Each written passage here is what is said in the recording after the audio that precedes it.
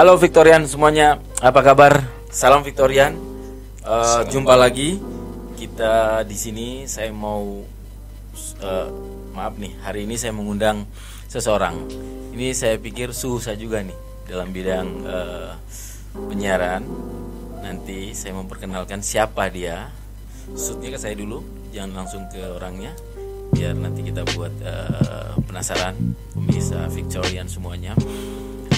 Kita akan banyak-banyak belajar, banyak-banyak dengan beliau satu ini. Oke, biar tidak lama saya perkenalkan saudara, atau saya panggil Mas ya, Mas Eko. Panggil bro. Siap. Ya. Apa kabar Mas Eko? Alhamdulillah baik. Alhamdulillah baik. Pak Imam ini senior saya, guru saya. Sama-sama. Dalam bidang kehidupan, luar biasa beliau ini. Dan Sama-sama. sekarang menjadi branch manager dari Victory International Futures. Ini ceritanya Resmi. mestinya saya memperkenalkan loh Mas Eko loh. Ya balik Ya. kenalin. Oke. Saya juga harus balikin kenalin nih Victorian semuanya.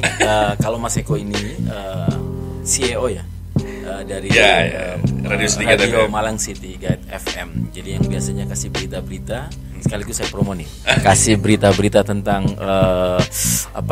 jalan ya, Mas Eko ya? Informasi Informasi traffic. all about guidance. Wow, lebat guide. Karena namanya City Guide. City itu adalah kota, Guide itu adalah pandu. Jadi Oke. unsur kepanduan muaranya ada di mercusuarnya Radio 911. Oke, nanti saya ada pertanyaan masalah itu. Boleh.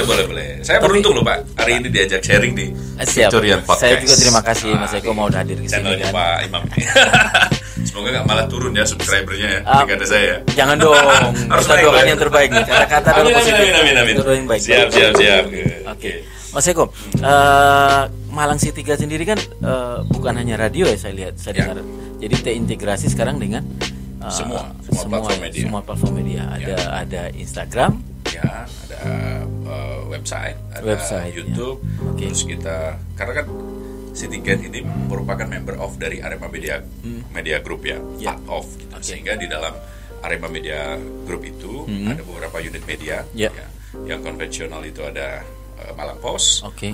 Terus ada online kita itu amek.id. Terus ada malangpost.com, Arema TV, dan radionya adalah Radio City Guide 911 FM. Nah, kebetulan saya di City Guide ini menjadi penanggung jawabnya untuk radio. Untuk di grup saya sebagai direktur pelaksana untuk operasionalnya secara grup ya. Nah, di kita karena ini sudah perkembangan zaman Pak, kita ngomong sekarang ini transformasi media sudah ke arah digital, maka kami secara berpikir ke depan bahwa media itu nanti adalah satu. Jadi yang dinamakan konvergensi. Konvergensi itu bagaimana? Terlepas dari apapun, kita di luaran praktisi media mengartikan arti konvergensi, tapi kami mengartikan konvergensi itu adalah satu buah konten yang di situ bisa bermuara pada banyak platform ya. Banyak platform itu nanti bisa texting, bisa visual, bisa auditif, dan kebetulan di kami semua kanalnya ada. Nah, gitu, jadi satu pintu, outputnya bisa macam-macam. Jadi sudah semacam APK ya? Aplikasi kita sudah bisa di-download ya. Downloadnya. Aplikasinya atas nama grup, namanya amek.id. Amek.id. Gitu. Oke. Jadi ini bisa di-download di App Store maupun Play Store. Nah, untuk aplikasi yang masuk di App Store itu agak rigid biasanya. Ya, semua aplikasi bisa diterima masuk ke sana. Kami sudah masuk di sana. Kira-kira seperti itu. Bagus dong teman-teman. Ini penting nih. Iya. Update banget ya sekarang Malang City Guide. Ya, jadi sebuah keharusan untuk jadi transformasi. kita mendengar tidak hanya di radio, di mobil dan seterusnya, tapi kita lewat handphone juga bisa. Sudah bisa. Oke. Jadi ada aplikasi khusus. Sebenarnya radio itu sangat unik. Saya cerita sedikit tentang radio. Orang banyak beranggapan bahwa radio itu kuno, Pak Imam. Itu sebenarnya saya mau nanya tuh sebenarnya. Iya. Gimana ini perkembangan radio sekarang? Jadi begini, kalau kita mundurkan kembali, impact dari sebuah medium yang namanya radio itu sangat luar biasa. Kita tahu bahwa Hitler Perang Dunia Kedua itu mempropaganda dengan radio. Dengan agitasinya. Oke. Lalu Perang 10 November. Perang 10 November itu kalau tidak Bung Tomo berorasi di RRI zaman sekarang yang namanya RRI sekarang agitasi. Ya, dia tidak mengorbankan semangat anak-anak Surabaya pada 10 November itu. Perang 10 November nggak akan terjadi. Betul. Karena lewat orasi itulah semua yang lagi dengerin waktu itu siarannya Bung Tomo semangatnya berkobar. Ya. Jadi semangat juangnya, daya juangnya tinggi. Jadi yang saya mau garis bawahi di sini sebenarnya radio as a platform. Jadi tinggal kalau bicara man behind the gun-nya siapa ini? Gitu. Meskipun ada banyak variabel untuk dikatakan radio itu punya pengaruh yang kuat, gitu ya. Jadi man behind the gun atau the singer not the song. Cuman saya ngejar nih, Pak Eko, saya potong. Sekarang zaman sudah berubah nih. Ya. Dulu single platform. Dulu, sekarang multi. Yes. Jadi dulu 65 ke bawah, 80 ke bawah itu cuman 60 ke bawah radio. 70-80 ke atas TV. Ya kan? Sekarang dengan zaman saat ini malah TV cenderung, jangankan radio, TV aja kadang jarang nonton. Anak-anak saya juga malah hampir TV di rumah nggak pernah ditonton tuh. Pak Eko, gimana menghadapi radio, menghadapi kondisi ini? Jadi begini, banyak yang beranggapan ketika muncul adiknya, televisi itu adiknya radio. Oh iya, betul. TV, radio akan hilang. Tapi kita perlu ingat, siapa yang bertransformasi lebih dulu masuk ke ranah digital? Tidak koran, tidak online, tidak juga TV. Tetapi radio yang mampu mentransformasikan itu masuk ke ranah digital dengan siaran streaming tahun 2000-an. Ya, Jadi itu pertama kali.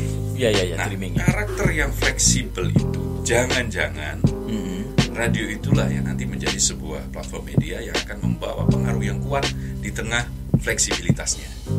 Jadi tidak ada media yang bisa diakses dengan sambil kita melakukan kegiatan. Oh, I see. Itu adalah sebuah keniscayaan. Kita tahu kalau TV kita fokus lihat. Yes. Kalau misalnya kita ngomong koran kita harus fokus membaca. Geser sedikit paragrafnya lupa sampai mana tadi. Oh iya, betul. Tapi radio dia tidak diperhatikan, tetapi impact-nya luar biasa. Bapak mau contoh? Kita dengerin lagu nih. Ini kalau kita bicara karakter suara ya. Kita dengerin lagu. Lagu itu tanpa harus kita amati, kita perhatikan, kita harus menghafal lirik. Tahu-tahu kita bisa nyanyi. Nah, itu kekuatan suara. Dan suara adalah warisan peradaban manusia tertua di dunia. Itu artinya saya mau bilang bahwa saya mau menangkap dari pernyataan Mas Eko ya, bahwa radio ini kita bicara masih konteks radio secara general. Saya belum masuk nih kalau radio ini konteks. Kita nggak bicara tentang Citizen nih. Kita belum, bicara industri. Masih industri ini. Nah, berarti industri ini sementara ini orang, menurut saya Mas Eko ya, mungkin bisa dikoreksi. Orang dengar radio itu tidak hanya di momen-momen tertentu ya, tidak seperti kalau TV kan. Ya, kalau contoh nih langsung aja radio mungkin lebih bisa dengar ya pada saat kita nyetir mobil. Kalau yang nggak punya mobil pasti dengan anak zaman sekarang nggak dengar radio nih Mas Eko. Maka begini, Pak Imam, kita melihat maksudnya saya secara industri research dari teman-teman Mas Eko yang biasa masih kerja di radio, anak zaman sekarang lebih cenderung atau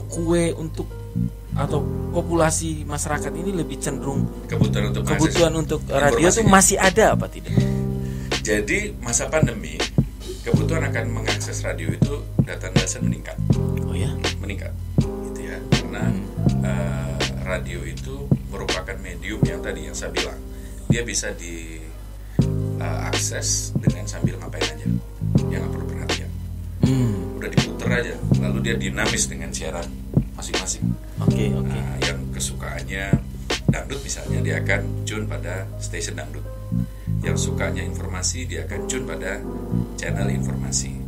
Yang kesukaannya anak muda biasanya mereka akan tuning pada channel anak muda.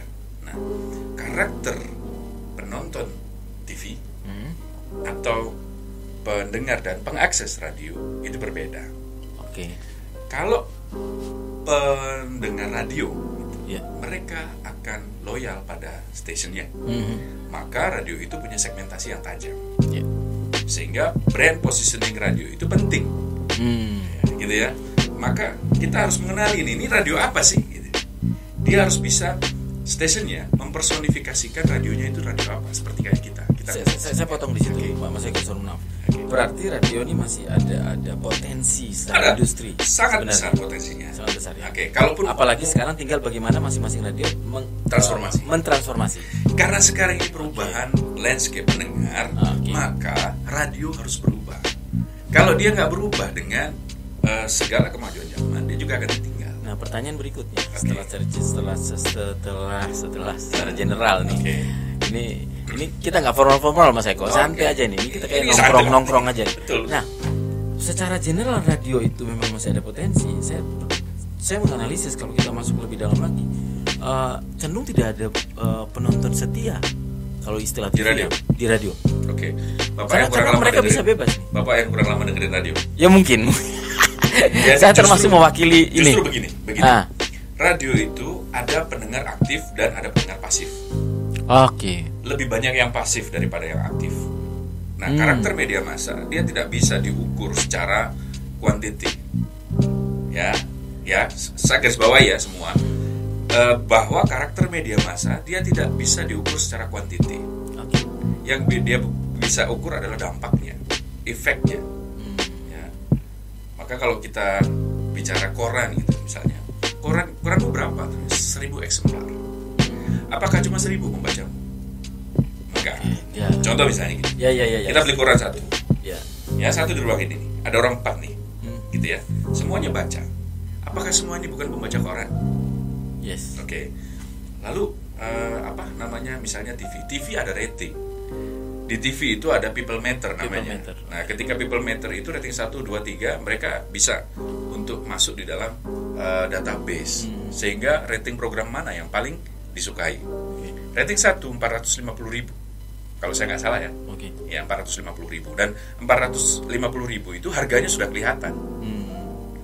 Saya 450.000 berarti segini. Jatuhnya bukan mahal atau murah, tetapi tinggi atau rendah. Nah, dapatnya dari mana? Dari kali CPRP tadi, cost per rating pointnya per kepala itu berapa, gitu kan? Nah, di radio agak sulit. Itu problem di semua media radio yang ada. Gitu.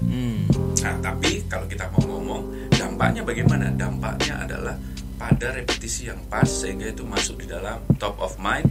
Kalau itu diulang terus-menerus, seperti halnya kita membicarakan sesuatu yang baik, pasti akan terasumsikan baik. Gitu ya. Jadi balik lagi ke karakter, apakah ini masih diminati? Di Amerika, Pak, mbahnya teknologi, kalau kita mau ngomong, 93% masyarakatnya masih dengerin radio. Kenapa di Indonesia orang dengerin radio tidak begitu banyak? Karena 68% tamatan atau pendidikan orang Indonesia itu lebih banyak tamatan SD.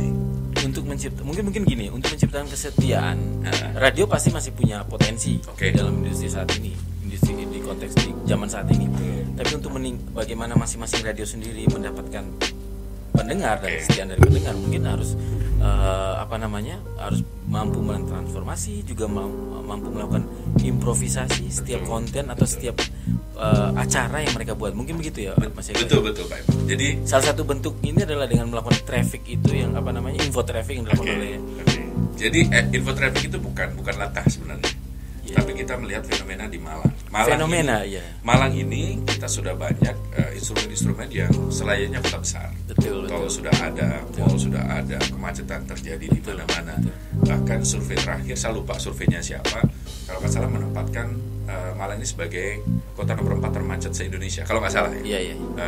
Jadi ketika sudah seperti itu, makanya kebutuhan informasi pada saat di jalan itu penting. Kebutuhan. Tepatnya kebutuhan. Jadi kami selalu berangkat bagaimana need and wants-nya segmen kami. Betul. Nah, kita nggak bisa mengeneralisir semua butuh kita.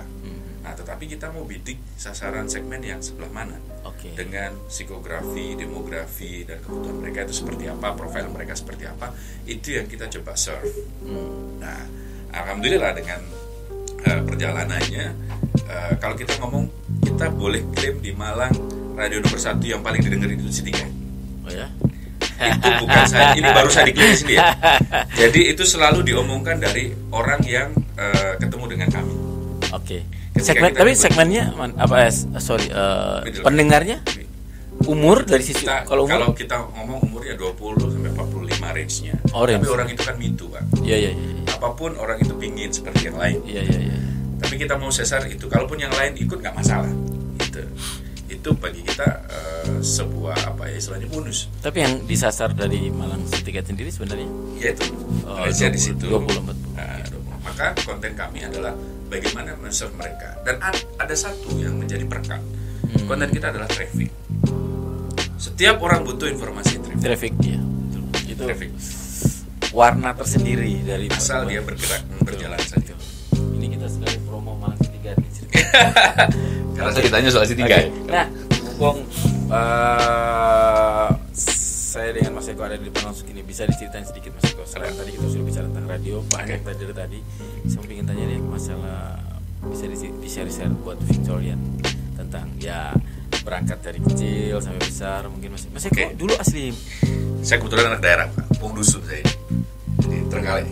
Oh, Trenggalek. Trenggalek itu kota paling di pesisir pantai selatan gitu ya, perbatasan dengan Tulungagung dan juga Ponorogo. Jadi kalau mau ke Ponorogo biasanya kalau dari Malang itu dia akan melewati Trenggalek. Ya, Trenggalek yang dulu sempat dipimpin oleh wakil gubernur ya, bupatinya Pak Emil Alistianto Dardak gitu. Itu tanah kelahiran saya. Kenapa saya memilih radio sejak tahun 2006 gitu? Oh ya, karena dengan radio itu saya dapat sesuatu, Pak. Lebih personal. Boleh tahu, boleh dibuka. Apa yang membuat ini hanya kadang-kadang kita kerja itu karena kecelakaan. Maksudnya ya nggak tahu tiba-tiba kita kerja di bidang ini. Kalau Mas Eko sendiri bisa radio apa cita-cita dari kecil atau memang Jadi kalau cita-cita tidak ada. Nggak ada. Jadi tidak ada cita-cita, tapi memang basicnya saya suka. Jadi di radio itu passion. Gitu. Titik balik berawal suka radio mungkin Mas Eko. Saya kebetulan dibesarkan di lingkungan yang dalam tanda kutip keluarga yang sangat sederhana, gitu ya. Sehingga di kampung saya itu, di desa itu ada istilah ya orang yang dalam tanda kutip sederhana itu tidak terlalu dipentingkan. Sehingga saya akan agak sulit bergaul dengan teman-teman sebaya saya. Yang notabene mereka satu orang tuanya lengkap, terus mereka dari orang-orang yang berada gitu ya. Saya memilih berteman dengan orang-orang yang umurnya di bawah saya. Jadi beda 2 tahun, 3 tahun di bawah saya, mereka mampu menerima saya apa adanya. Tanpa ada tendensi apapun. Jadi pernah suatu ketika kita mau bermain dengan teman-teman sebaya, waktu itu kita masih pakai sepeda, dan juga teman-teman yang pakai sepeda motor. Ketika kendaraannya kurang, saya nggak diajak, Pak. Jadi mesti ketika itu kurang, saya yang ditinggal. Terus kamu nggak usah ikut gitu. Ya sudah, dari situ akhirnya jadi trigger. Saya bukan trigger sebenarnya. Saya hanya mendengar radio itu asik gitu. Ada penyiar ngomong itu, saya jadi punya imajinasi. Saya bayangin penyiarnya ini bagaimana ya. Dari saat itu sudah sering dengar radio. Sering dengerin radio gitu. Terus akhirnya kecelakaannya adalah ketika teman-teman di kampung membuat sebuah stasiun radio amatir, radio ilegal itu. Ini mungkin berawal dari sini. Saya siaran di sana. Karena saya sering dengerin radio, otomatis saya akan menirukan penyiar. Betul. Dan itulah baru saya merasakan bahwa dampaknya luar biasa. Jujur ya, waktu itu saya penyiar yang paling banyak fansnya. Di situ. Sampai dicari-cari cewek itu. Iya. Tapi saya malu dengan kondisi saya. Minder saya. Iya. Orang minder, orang yang boleh satu dikatakan sisi merasakan ada pengakuan, mulai ada rasa pengakuan gitu. Tapi waktu itu kan nggak tampil wajah. Saya selalu bilang sama teman-teman, kamu aja yang ngaku saya. Sampai segitunya? Saya nggak mau ketemu. Nah, ketika banyak cewek-cewek yang datang, kan ini anak muda nih. Iya betul. Semua pada rame-rame pengen siaran. Berantemlah mereka di situ gara-gara merebutkan fan. Rusaklah, nggak terbengkalai itu radionya. Saya sudah nggak di situ. Dari situ ada radio baru di Trenggalek, radio besar, radio resmi gitu ya, bangunannya gede. Kalau mereka tahu padahal ganteng juga padahal itu. Enggak lah. Mereka tahu ganteng. Itu proses. Maafkan aku dulu. Betul. Jadi di situ saya masuk di radio karena saya sering dengerin radio, secara otomatis saya aware dengan radio. Saya agak kritis, Pak. Waktu itu ada penyiar radio yang menurut saya agak bagus ini. Saya komen agak sombong, sedikit sombong. Alah, nyiar kok kayak begini. Saya juga bisa siaran seperti itu. Akhirnya saya melamar dengan mengirimkan sampel suara. Diterima, Pak. Oh ya? Dari situlah saya mulai tahu di radio di Trenggalek. Kalau di Setiket ini radio yang kelima. Ya. Saya sudah pindah-pindah gitu. Dengan berbagai posisi. Jadi karir awal di radio di Trenggalek. Radio Trenggalek, pindah di Tulungagung. Terus di Tulungagung ada 2 radio. Lalu pindah ke Surabaya. Sudah Surabaya itu saya semakin memantapkan untuk lebih fokus pada industri radio. Karena tidak hanya kita ngomong materi, Pak. Ada sesuatu hal yang melayani di sana. Ada sesuatu hal ketika kita berbagi kemanfaatan itu, nilai bahagianya luar biasa. Mungkin orang mengatakan, mana sih orang yang berkarir di radio itu secara materi dia cukup gitu. Gitu ya. Tetapi saya punya pendapat lain. Ketika Anda di radio, Anda berteman dengan semua kalangan. Iya betul. Ya. Saya pernah suatu ketika itu, ini cerita saja gitu. Saya juga tidak menyangka, bagi saya itu entah kebetulan entah apa, nggak tahu. Pada saat awal-awal PSBB, Radio Sitiket masih bayi. Saya juga masih baru untuk bagaimana itu mengelola sebuah stasiun radio. Tapi awal-awal PSBB, Direktur Utama Saiful Anwar, Pak Kohar, waktu itu jam 11 malam nelpon saya, Pak. Nelpon saya. Mas kok di mana? Lalu saya bilang, saya di rumah, Pak. Mas kok bisa ke Bakorwil sebentar saja? Ada apa, Pak? Ini saya mau sudah istirahat ini jam sekian ini, sudah baru saja sampai rumah saya. Ibu mau ketemu ibu siapa? Ibu gubernur. Kaget saya. Loh, saya ini siapa? Diminta ke Ibu Gubernur Bu Hovifah waktu itu beserta jajaran semua kepala dinas provinsi ada di situ. Yang waktu awal-awal mau PSBB. Karena menurut stakeholder terkait yang ada di lokasi itu, radio kami yang mampu untuk menjembatani informasi dari pemerintah ke masyarakat. Bu Gubernur itu waktu ketemu sama saya cuma mau bilang begini. Saya ini diceritai sama teman-teman tentang City Guide FM. Tapi kalau saya belum ketemu sama pimpinannya, saya belum percaya. Tapi kalau sudah ketemu seperti ini, saya percaya. Oh ya? Demi Tuhan. Bu Hovifah ini. Bu Hovifah. Mungkin sekarang Bu Hovifah lupa sama saya. Ya. Tapi paling tidak itu rasanya nggak mungkin. Nggak ternilai gitu loh. Seperti itu. Yang manggil Pak Kohar. Oh, Pak Kohar. Untuk dipertemukan dengan Ibu Gubernur. Jadi tanpa saya dalam artian berpikir untuk meminta atau apa, tapi itu impact dari apa yang kita kerjakan. Saya tidak pernah berpikir nanti akan hasilnya bagaimana, Pak, kalau kita ngomong personal. Meskipun di dalam sebuah perusahaan ada bisnis plan dan lain sebagainya, tetapi kalau kita ngomong dampak secara pribadi, saya tidak pernah berpikir saya nanti akan dapat apa. Yang saya lakukan adalah bagaimana mengikhlasi, bagaimana mensyukuri, bagaimana mengerjakan seoptimal mungkin dengan sungguh-sungguh apa yang menjadi tanggung jawab kita. Nah, harapannya harapannya nanti apa yang kita kerjakan ini lelah kita bisa menjadi lilah dan bermanfaat bagi banyak pihak. Seperti itu, Pak.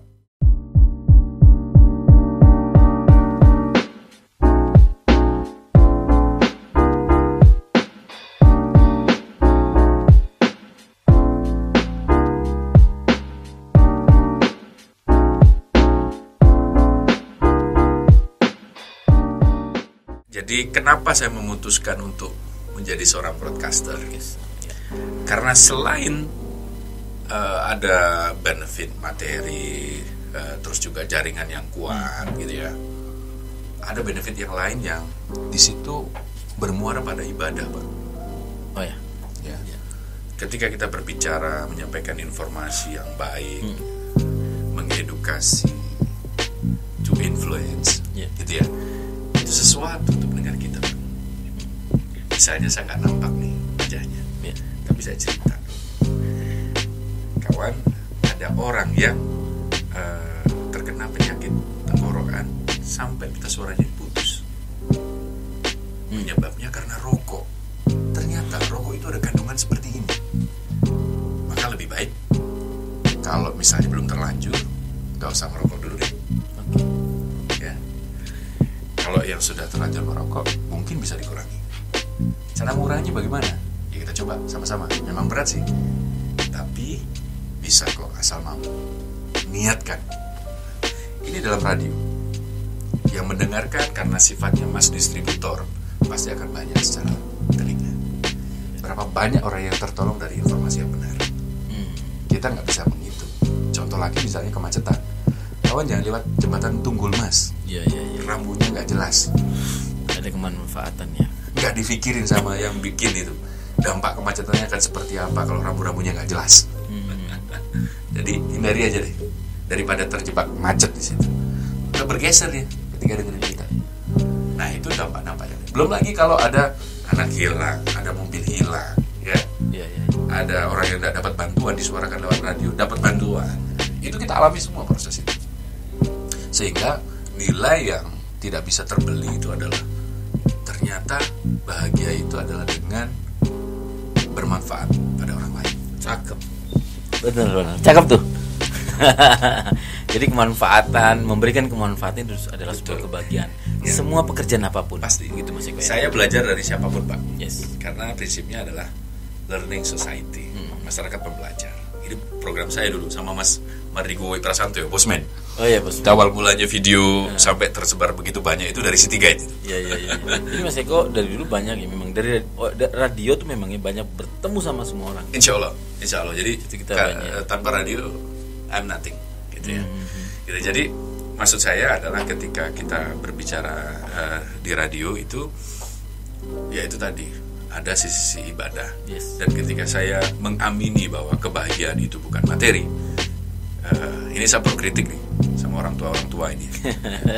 orang tua kita itu kalau bilang kita adalah cita-cita jadi bos, nanti sekolahnya jadi pegawai, jadi semuanya buarannya ke pekerjaan yang enak, materi semuanya ukurannya. Sehingga mindset kita berubah. Orang lupa bahwa yang kaya itu belum tentu bahagia loh. Persis. Akan sulit tidur dan sebagainya.